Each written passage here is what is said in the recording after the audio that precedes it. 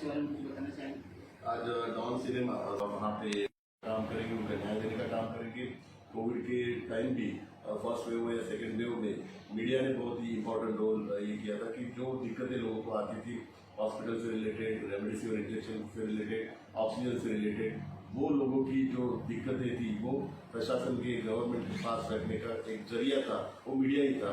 तो आने वाले फ्यूचर में लोगों को भी डॉन इंडिया जो लाइव है उसके माध्यम से लोगों को भी एक न्याय देने का काम उस न्यूज चैनल के माध्यम से होगा, ये मैं आशा करता हूँ। धन्यवाद।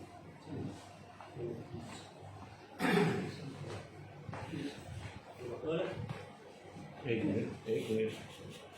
डॉन सिनेमा की तरफ से आज जो वैक्सीनेशन सेंटर का रखा गया मीडिया के लिए, तो उसका क्या कुछ कहना चाहेंगे। पहली बात तो मैं, जैसे राहुल भाई ने डॉन सिनेमा का अभिनंदन किया, थैंक्स कहा, मैं उनका थैंक्स कहना चाहूँगा, क्योंकि हम सोच सकते हैं, हम कोई भी चीज़ प्लान कर सकते हैं, लेकिन उसको एग्जीक्यूट करने के लिए सबसे ज़्यादा ज़रूरत होती है एक करेक्ट पॉलिटिकल सपोर्ट की और मेडिकल सपोर्ट की। तो राहुल भाई ने हमें इंस्पायर किया कि आप ऐसा काम कीजिए। हमने रखी थी बात कि हम ऐसा काम करना चाहते हैं, तो राहुल भाई ने बोला तो मेरा पूरा सपोर्ट है आपके साथ में और आप आगे बढ़िए, हम पूरी टीम आपके साथ में रहेगा। तो ये एक अकेले बंदे का काम नहीं था, ये पूरी टीम मिलकर काम करती है। तो आगे मेरा नाम चल रहा था, डॉन सिनेमा कर रहा है, लेकिन जो बैक सपोर्ट था वो खालिद भाई का साइन हॉस्पिटल की तरफ से और राहुल भाई का एक पूरा पॉलिटिकल सपोर्ट से। उन्होंने अपने गवर्नमेंट लेवल पे भी बात रखी कि जो रिपोर्टर्स हैं, स्पेशली जो एंटरटेनमेंट के रिपोर्टर्स हैं, फ्रीलांसर रिपोर्टर्स हैं, उनकी हालत बहुत ख़राब थी। वो रोज़ ट्राई कर रहे थे सुबह से बैठ के, लेकिन हो नहीं रहा था। तो जब मेरे पास ये बात आई तो मैंने राहुल भाई से बात की कि ऐसा है। राहुल भाई लोग हम करते हैं और आप लोग आज तो मेरे यहाँ पर पहले दिन है, लेकिन आप रोज़ाना देखते होंगे राहुल भाई और खालिद भाई मिल के कई लोगों को, कई अलग अलग संस्थाओं को लगा है। तो आई एम रियली थैंक्सफुल कि इस अच्छे काम में इन लोगों ने मेरा साथ दिया।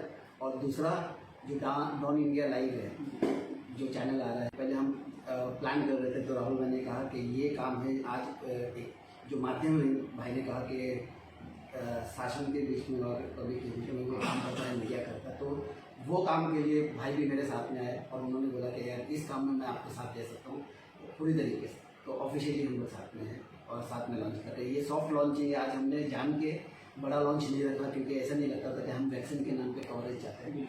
हमने ये सॉफ्ट लॉन्च रखा था, आज प्रॉपर लॉन्च हम नेक्स्ट वीक में करेंगे। ऐसा नहीं कि सर जो सरकार को काम करना चाहिए वो आप कर रहे सर। नहीं, ऐसा है कि देखिए सरकार के ऊपर बहुत जिम्मेदारियां हैं, बहुत बोझ है। आज हम सिर्फ एंटरटेनमेंट सेक्टर से मीडिया के लिए सोच रहे हैं, लेकिन वो पूरी परिवार के लिए, पूरी ऑडियंस के लिए, 130 करोड़ लोगों के लिए सोच रहे हैं, क्योंकि जिम्मेदारी हमसे कई बड़ी है। हम अपना इनिशिएटिव ले सकते हैं, एक कदम हम जैसे लोग अगर उठाना शुरू किए तो वो सपोर्ट सरकार को जाएगा। और डेफिनेटली स्पेशली मैं महाराष्ट्र सरकार की तारीफ करना चाहूँगा। उद्धव साहब की जिस तरीके से उन्होंने लॉकडाउन जैसे बड़े संकट को एक ब्रेक द चेन का नाम देके बहुत आसानी से उस चीज़ से हमने बाहर निकाला। और जिस तरीके से महाराष्ट्र की हालत थी, पूरी दुनिया देख रही थी कि महाराष्ट्र के ऊपर पूरी दुनिया की नज़र थी, सेकेंड वेव में स्पेशली, जिस तरीके से हम उससे निकले हैं बाहर और आज जिस तरीके से हम वापस कम बैक किए, तो उसका पूरा श्रेय हमारे चीफ मिनिस्टर साहब को जाता है। उन्होंने उनकी प्लानिंग, उनका एक्शन। और थर्ड वेव के बारे में आज मैं बताना चाहूँगा कि आज जो थर्ड वेव की बात कर रहे हैं लोग कि चाइल्ड के पर होने वाली है, वो सबसे पहला इनिशिएटिव राहुल भाई ने लिया था।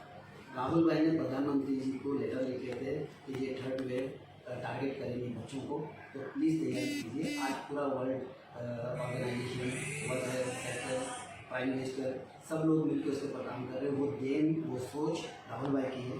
राहुल भाई ने वो पहले कदम उठाए थे कि वो अपनी टीम के साथ में मिलकर बैठ के देखे थे कि अगर थर्ड वेव आएंगे तो कहाँ, और वो सच नहीं कर रही है, पूरी दुनिया उस चीज़ को मान रही है, तो वो श्रेय जाता है राहुल। आदित्य सर का बर्थडे है, तो उसके बारे में क्या कहना चाहेंगे। पहले तो बहुत बहुत जन्मदिन की मुबारक। डायनामिक नेता है, यंग नेता है हमारे, और जो पहले नेता है ठाकरे परिवार से जो पॉलिटिकली कहा था, उद्धव साहब ने तो सेकंड उस पर, लेकिन आदित्य भाई तो हमारे लोगों की आशाएं हैं आदित्य जी के साथ में। आप जियो 1000 साल और हर साल के दिनों 50,000। Yes role sir, Don cinema की तरफ से वैक्सीन सेंटर मीडिया वालों के लिए रखा गया, उसके बारे में क्या कुछ कहना चाहेंगे। महमूद भाई ने ये कहा हम लोग, तो राहुल भाई को एक रिक्वेस्ट किया कि हमारे जो मीडिया के लोग हैं उनको वैक्सीन लगाना है। तो वैक्सीन अवेलेबिलिटी नहीं थी, तो राहुल भाई को बोल के कैसे ना हमने वैक्सीन अवेलेबल कराई। और इससे पहले भी 2 जगह मीडिया का कर चुके, एक बार दादर में, एक बार रीटी में। थर्ड है ये एंटरटेन मीडिया के लिए महमूद भाई ने जो अरेंज किया, आज उसकी वजह से कितने लोगों को आज 100 लोगों को लगाया, 100 यहाँ पे और 100 एक दूसरी चीज़ से, अराउंड 200 लोगों को। नेक्स्ट क्या सर अगर नेक्स्ट और भी जरूरत पड़ेगी, महमूद भाई और लिस्ट मंगाएंगे, बताइए तो उनको और भी लगा देंगे। एज अ साइंस आप है, एज अ डॉक्टर सर, तो क्या आप लोगों को नहीं, देखिए क्या है, अभी जो थर्ड वेव की बात चल रही, थर्ड वेव आएगा तो अगर वैक्सीनेटेड लोग हो जाए, जितने मैक्सिमम वैक्सीनेट होंगे तो उनको जो इन्फेक्शन होगा उसका असर नहीं होगा, एडमिशन नहीं होगा, एडमिट नहीं होंगे, आईसीयू नहीं जाएंगे। इसलिए थर्ड वेव को रोकने के लिए आज मीडिया को लगाया, बाकी हर जगह हम जाके लगाए। जैसे कल राहुल भाई ने कैंप रखा था युवा सेना के लिए, कल हम लोगों ने 700 लगाए, कल भी फिर 500 उनको लगाए। ऐसा करके डेली हर जगह बॉम्बे 4, 5, 6 कैंप चलते ही रहते हैं। कुछ लोग डरते वैक्सीन लेने से, ऐसे क्या है? नहीं, डरना नहीं चाहिए और डरने जैसा कुछ भी नहीं है।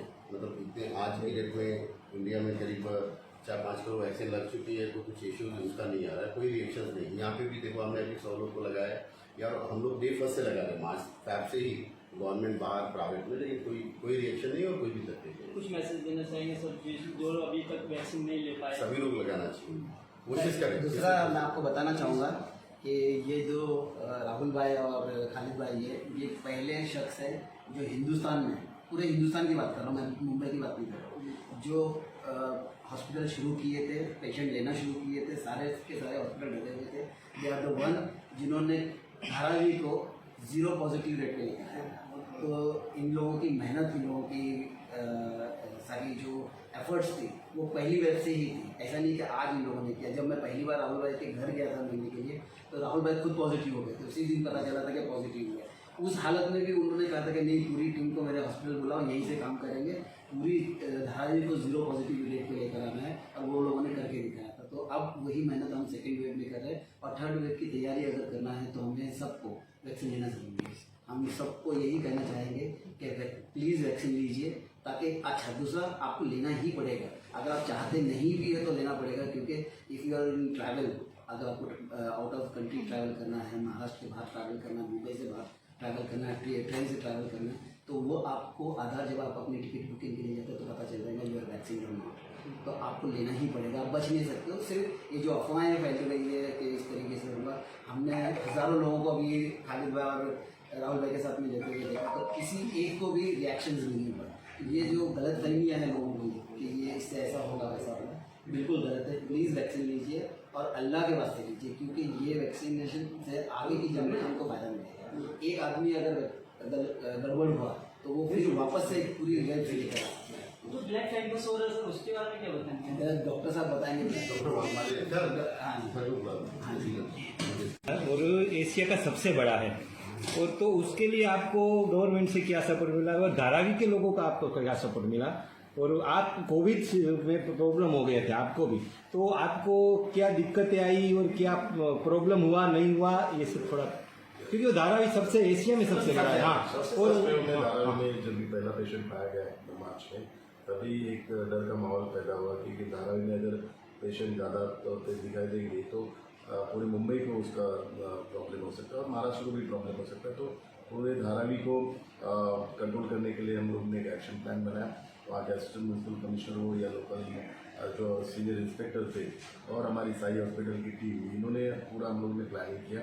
तो डोर टू डोर वहाँ पे स्क्रीनिंग का काम पहले किया, और अराउंड वहाँ धारावी की जो पॉपुलेशन है वो 10 लाख के ऊपर है, तो सबका स्क्रीनिंग करने का अगर विद इन 1 वीक या 2 वीक का टारगेट रखते थे, तो जो स्टाफ की ज़रूरत थी वो म्यूनसिपल कॉर्पोरेशन के थ्रू उतने स्टाफ अवेलेबल नहीं थे। तो हम लोग ने प्राइवेट डॉक्टर थे उनको अपील किया था कि आप अभी कॉर्पोरेशन के साथ काम करो। तो प्राइवेट डॉक्टर धारावी में अराउंड 1200 प्राइवेट प्रैक्टिस करने वाले डॉक्टर है। तो उनकी टीम आने के बाद डोर टू डोर स्क्रीनिंग की। स्क्रीनिंग के बाद जो सैनिटाइजेशन का एक प्रोग्राम, क्योंकि वहाँ पे कम्युनिटी स्प्रेडिंग ज़्यादा होती थी। जो वहाँ के टॉयलेट है, टॉयलेट वहाँ पे 500,000 लोग एक ही टॉयलेट यूज़ करते थे, तो उनको वहाँ पे कोरोना का जो फैलाव होता था तो वो स्प्रेड होता था कोरोना वहाँ से। तो वो वहाँ पे कम्युनिटी जो लोकेशन थे वहाँ पे सैनिटाइजेशन का ये किया। फिर और धारावी के जितने भी पेशेंट्स हैं उनको धारावी के बाहर न जाते हुए इन हाउस सब इंफ्रास्ट्रक्चर वहाँ पे डेवलप करके हॉस्पिटल वहाँ पे बना के, आइसोलेशन सेंटर वहाँ पे बना के सभी को वहाँ पे ट्रीट किया गया। तो ये 3 जो प्रोग्राम स्ट्रिक्टली वहाँ पे इम्प्लीमेंट किए, उसकी वजह से धारावी में पूरा सक्सेस है। धारावी एक रोल मॉडल बना, बाद में सेंट्रल गवर्नमेंट हो, WHO ने सभी ने धारावी के रोल मॉडल की सराहना की। बाद में धारावी के जितने भी पॉजिटिव पेशेंट थे उन्होंने वहाँ पे प्लाज्मा डोनेट किया।